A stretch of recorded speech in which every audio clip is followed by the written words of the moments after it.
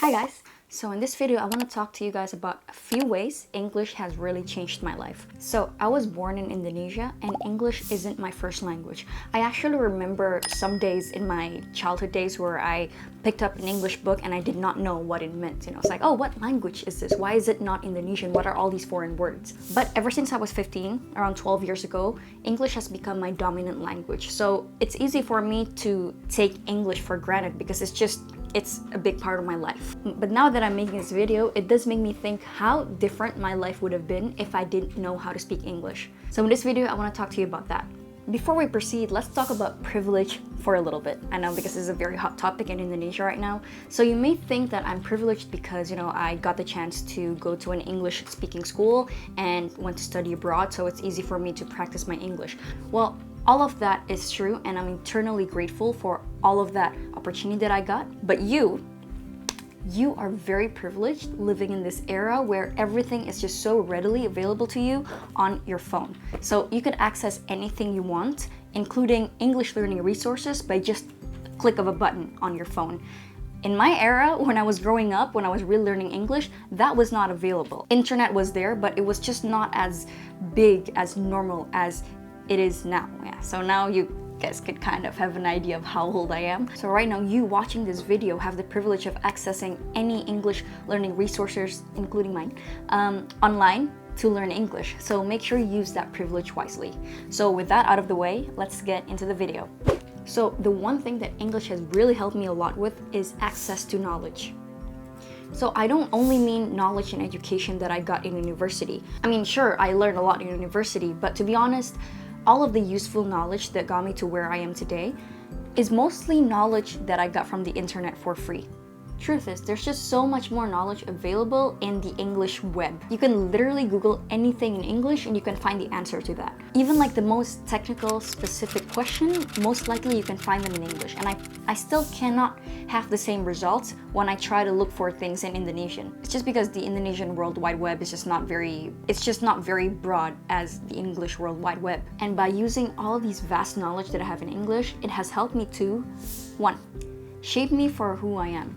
All this wide availability of knowledge gives me so much option to curate my environment as how I like it to be. So it's no surprise that your environment really shapes who you are. And your environment doesn't only mean the people that you surround yourself with, but also content that you consume. So when I was in my teenage years or early 20s, I loved reading books about, in self-development, about psychology, and all of these things that I read really shaped me for who I am. It really shapes my worldview. So yeah, around that age, I was just so obsessed with bettering myself. If I didn't know how to read in English, it would have been so much harder to dig for quality content just in Indonesian. I'm not saying that these kind of quality content didn't really exist in Indonesian back then. It's just so much more limited, so it would just been so much challenging to get the meaty content. I would say today in Indonesian web, there's just a lot more useful content, especially since the last, 5-6 years. But before that, there were more comedy and entertainment content in Indonesian, and of course, I enjoyed those kind of content too, but I didn't only want to surround myself, especially in my formative defining years. I wanted to surround myself with positive and more, educational content. And they were not so readily available in Indonesian. So accessing content in topics like self-development, business, psychology, relationships, these content have really shaped my character growing up.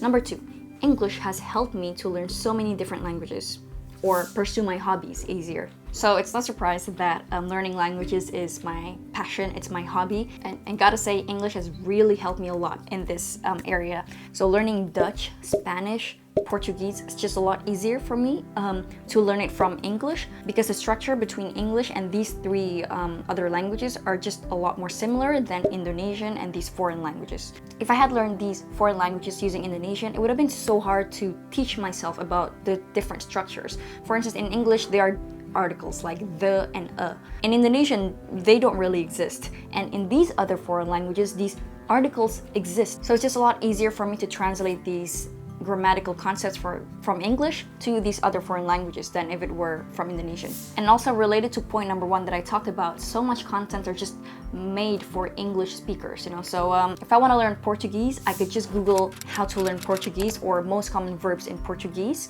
There's just so much option to choose from online than if I were to Google cara belajar bahasa Portugis in Indonesian. So in that sense, just being able to access all of these knowledge base in English really helped me a lot to learn all of these other languages, or even learn about the different methods in which I can learn all of these other foreign languages. So that's how it is. Number 3.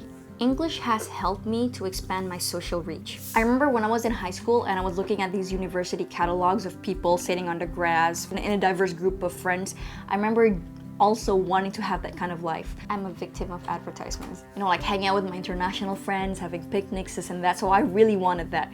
And now 8 out of 10 of my closest people in the world are probably non-Indonesian speakers. So they're international, and it's just so enriching to get to know people all over the world. Because then that's when you get to learn the different cultures and customs that people live in. When I was still living in Indonesia in high school, there was just one reality. And by social reach, I don't only mean just friends, but I also mean mentors, teachers, professional network, even romantic relationships.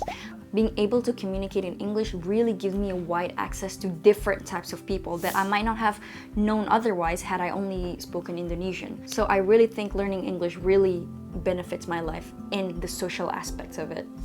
Number 4, to get ahead.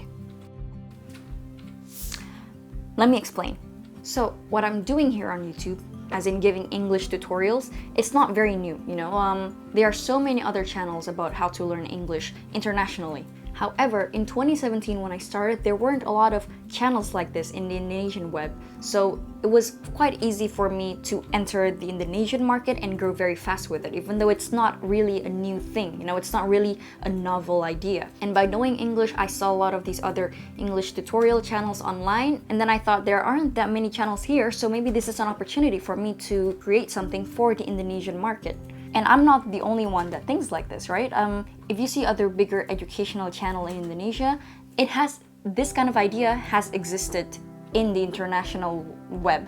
Like, for instance, Kok Bisa, the concept is very similar to Kurs Gezag, or the channel 1%, the concept is quite similar to the School of Life, or Site2Go. So what I'm saying to get ahead is that because I'm able to access all of these content in English, I could kind of transfer this knowledge and translate it to the Indonesian market and get ahead in my life, because I could access all of these content in English and bring it to Indonesia for people who still cannot speak English. So, and if we want to think big, we could think about these e-commerce unicorns in Indonesia like Tokopedia, Gojek, Traveloka. These things are not new in the world, you know, these have existed before. Let's say in the US, there's Amazon, there's Booking or Expedia, and then there's Uber as well, that have existed before these Indonesian unicorns. So the point that I'm trying to make is that there's a lot of information, innovation available overseas. And if you could have access to all of this knowledge and innovation and bring it to Indonesia, you can actually get ahead.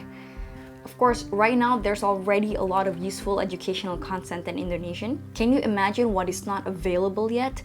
New knowledge, new trends, new topics, new ideas, business model that you could actually bring to Indonesia and could actually be the next big thing. So yeah, in my case, it's my YouTube being able to make this as a career, and that's what I mean by getting ahead. And relating to that, number 5 is English has really enabled me to have my dream job and create my dream life. So what I'm doing now, full-time YouTuber, working for myself, setting my own work hours, that's all a dream job and a dream life that I've always wanted to have. So being a full-time YouTuber and maintaining a sustainable income to kind of maintain this lifestyle, it's really not easy. And I really had to strategize and I really had to think about how I could make this happen. So after I quit my job in 2019, I enrolled in an online course that would help me eventually to grow my YouTube channel to what it is now.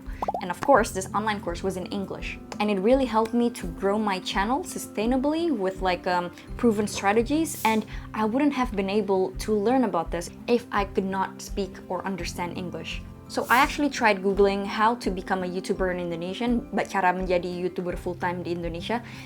there were some tips, but there were not really any in-depth course or in-depth tips on how to make it. And it's just not widely available in Indonesian yet. And of course, if I could only access Indonesian content on the web, my knowledge and my life would be so limited. I probably wouldn't have been able to reach the things that I reach now. And that's all thanks to my ability to speak, to communicate, to learn, to read in English.